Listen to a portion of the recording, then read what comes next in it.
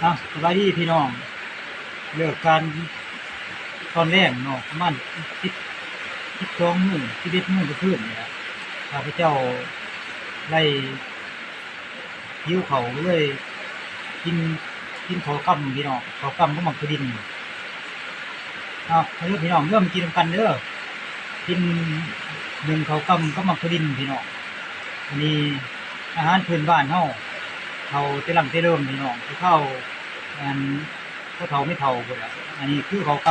ำคนนั้นรุ่นใหม่ก็บ่ค่อยเห็นปานใดดอกพี่น้องอันนี้คือข้าวกำพื้นบ้านเฮาพี่น้องอันคันว่าคนรุ่นเก่าอะก็สิรู้อยู่ว่าข้าวกำเป็นข้าวจั่งใดเนาะแต่ว่าคนรุ่นใหม่บ้านเกิดใหม่ไอ้ใหญ่รุ่นนี่นะก็บ่ค่อยรู้ปานใดพี่น้องคำว่าข้าวกำนะครับข้าวกำก็คือเป็นข้าวเหนียวคือกันกับข้าวเฮากินอันคุมื้อนี่พี่น้องแต่ว่ามันเป็นข้าวสีกำนะพี่น้องสีดำนี่นะแต่ว่ารสชาติมันสิแตกต่างกันกับข้าวเหนียวเฮากินซุมื้อเด้อพี่น้องแต่ว่ารสชาติสิแตกต่างกันเนาะพี่น้องเนาะอ้าว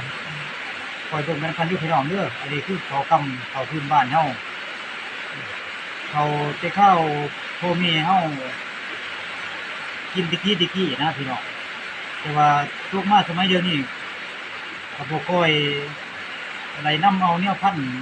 มาปลูกลงหลายพอส่ำใดพี่น้องตามชนบทเฮานะส่วนหลายอันประชาชนเฮาก็ปลูกแนวพันธุ์ข้าวเหนียวข้าวขาวเนาะพี่น้องเนาะแต่ว่าข้าวอีกำเฮานี่ส่วนหลายก็เขาจะปล่อยปลาแหละพี่น้องแต่ว่ามันให้ผลผลิตหลายกว่าหรือว่าจั่งใดเฮาก็บ่รู้แต่ว่าบ่ค่อยหลายเนาะพี่น้องเนาะแต่ละบ้านแต่ว่าก็มีบางบ้านเขาก็ปลูกอยู่แต่ว่าปลูกบ่หลายปลูกละไร่2ไร่นะพี่น้องปลูกเอาไว้เฮ็ดข้าวต้มบ่หรือว่าเฮ็ดขนมต่างๆนะส่วนหลายเขาก็ปลูกข้าวเหนียวพื้นบ้านเฮาอันนี้คือข้าวกำเด้อพี่น้องเด้อย้ำอีกบัดหนึ่งเนาะพี่น้องเนาะอันถ่ายภาพตอนดึกคืนให้พี่น้องเห็นบรรยากาศข้าวกำเฮา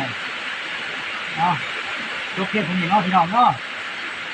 ขอขอบใจหลายที่ตามคลิปทุกวันอยู่เด้อพี่น้องให้โชคให้มานเนาะขอบใจบรรยากาศข้าวกำตอนดึกพี่น้องขอขอบใจเด้อพี่น้องเด้อ